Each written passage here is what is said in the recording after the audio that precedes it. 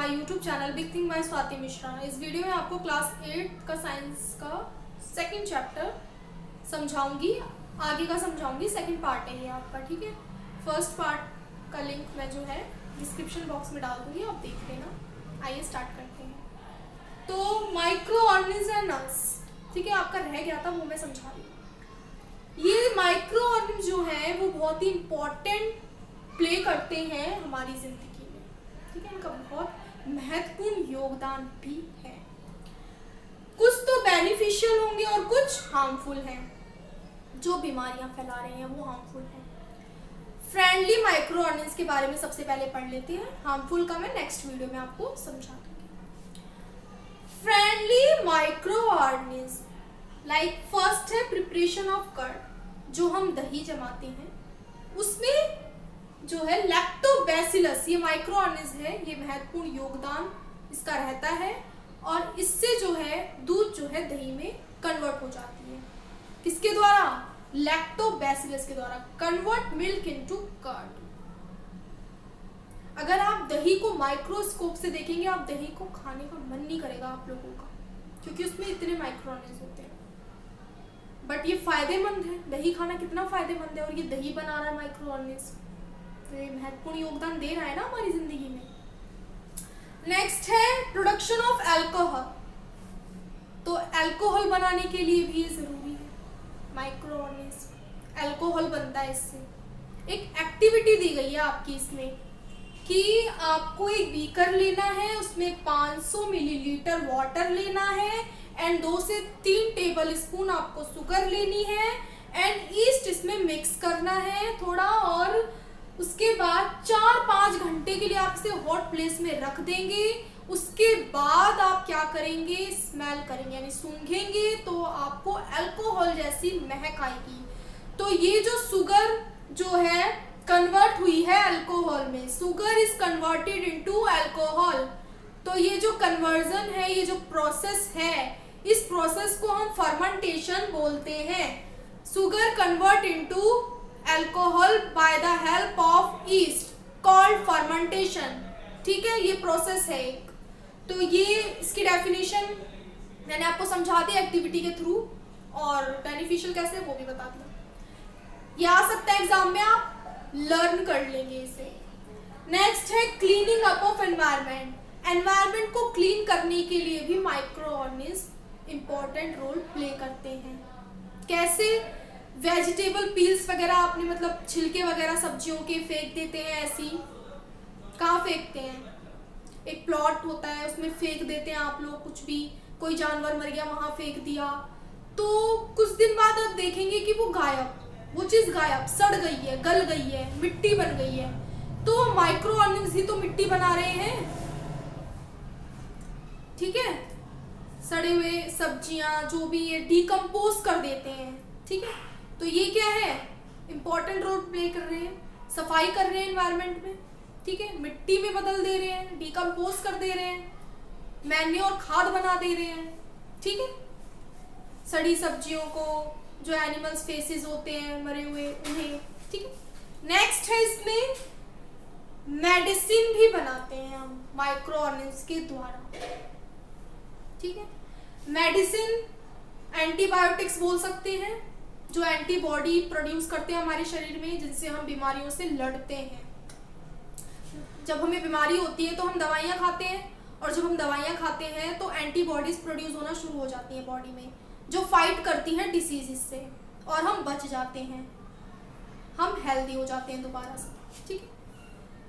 तो मेडिसिन बनाते हैं। कुछ एग्जाम्पल मैंने लिखे हैं जो आपकी बुक में भी लिखे हैं एनसीईआरटी में। स्ट्रेप्टोमाइसिन, टेट्रासाइक्लिन, एरिथ्रोमाइसिन, ये दवाइयों के नाम हैं, एंटीबायोटिक्स हैं ये।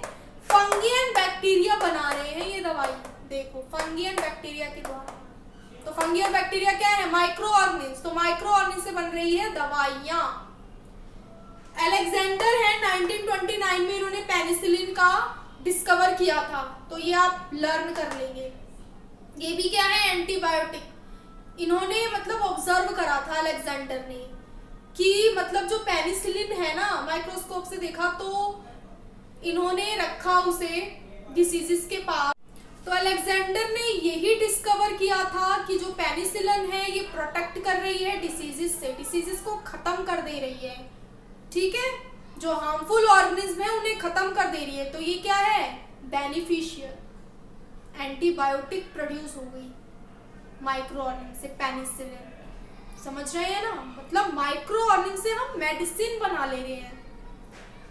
नेक्स्ट है इसमें फिफ्थ है आपका एग्रीकल्चर में भी बहुत फायदा है इसका माइक्रो ऑर्गेनिज्म का, क्योंकि ये क्या करते हैं, नाइट्रोजन को फिक्स कर देते हैं किसमें, मिट्टी में, ताकि रूट्स जो हैं अच्छे से उनका विकास हो और सारी गैसेस उसमें मिले और अच्छे से रूट सांस ले, ठीक है, और ब्रीथ कर पाए, मतलब सांस ले पाए, वही बात हो गई।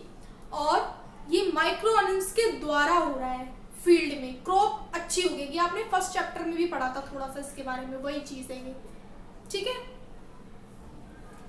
नेक्स्ट है इसमें ईस्ट के बारे में थोड़ा सा दिया हुआ है कि जो ईस्ट है ना, मतलब जैसे बेकिंग वगैरह होती है ना इंडस्ट्री, बेकिंग इंडस्ट्री, उसमें केक्स बनते हैं, पेस्ट्रीज बनती हैं, तो ये जो केक पेस्ट्रीज वगैरह बनते हैं, भटूरा आपका बनता है, तो ईस्ट मिलाकर मैदे में गूंथते हैं उसे, और उसके बाद आप देखते हैं कि ये बहुत फूला फूला सा रहता है, फूल सा जाता है, ईस्ट की मदद से ही तो फूल रहा है क्योंकि उसमें कार्बन डाइऑक्साइड होती है, ठीक है। तो ये जो ईस्ट है ना, अगर हम इसे मिलाते हैं मैदे में तो ये प्रोड्यूस करता है कार्बन डाइऑक्साइड, वही फुलाता है आटे को, जो भी आप आटे मिला रहे हैं, मैदे मिला रहे हैं, वो आप देखिए, तो मिला रहे हैं आप, तो ईस्ट क्या कर रहा है, कार्बन डाइऑक्साइड प्रोड्यूस कर रहा है। तो ये केक्स में, इन सब में यूज होता है। तो ये यूज हो गया ना, एक माइक्रो ऑर्गेनिज्म है ईस्ट, तो और उसका यूज हो रहा है बेकिंग इंडस्ट्री में, यूजफुल है ये। तो ये सारी यूजफुलनेस एंड जो भी मैंने आपको बताया पूरा सब कुछ, फ्रेंडली बिहेवियर माइक्रो ऑर्गेनिज्म का हमारी जिंदगी में यही है। और हार्मफुल कैसे है वो मैं आपको आगे बताऊंगी। थोड़ा सा वैक्सीन के बारे में वो देख लेते हैं। वैक्सीन भी क्या होती है, वैक्सीन मिलती है हमें, पोलियो की वैक्सीन, टीबी की वैक्सीन बच्चे को देते हैं, और कोलेरा हो गया, पोलियो, मतलब ये सारी बीमारियों से बचाने के लिए वैक्सीन दी जाती है बच्चों को एज के अकॉर्डिंग।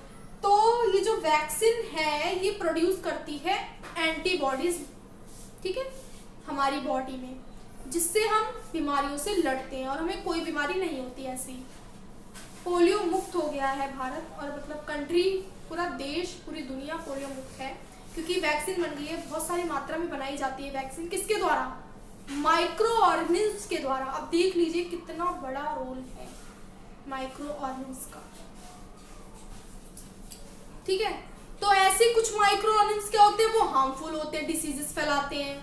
तो एक माइक्रो ऑर्गेनिज्म क्या कर रहा है, डिसीजेस फैला रहा है, एक माइक्रो ऑर्गेनिज्म। और एक माइक्रो ऑर्गेनिज्म ऐसा है जो गुड है, ये बैड है, ठीक है। वो क्या कर रहा है, बचाव कर रहा है, एक तरीके से यही बात हो गई, लोहा लोहे को काट रहा है, तो यही बात हो गई। एक माइक्रो ऑर्गेनिज्म तो बचा रहा है हमें, और एक माइक्रो ऑर्गेनिज्म हमें बीमारियां पैदा कर रहा है हमारी बॉडी में। तो यही सारी चीजें हैं जो आपने पढ़नी है इस चैप्टर में। मैंने आधे से ज्यादा चैप्टर आपका कंप्लीट करा दिया है। आज की वीडियो में इतना ही। अगर वीडियो समझ आई हो तो लाइक, शेयर एंड सब्सक्राइब कर लेना चैनल।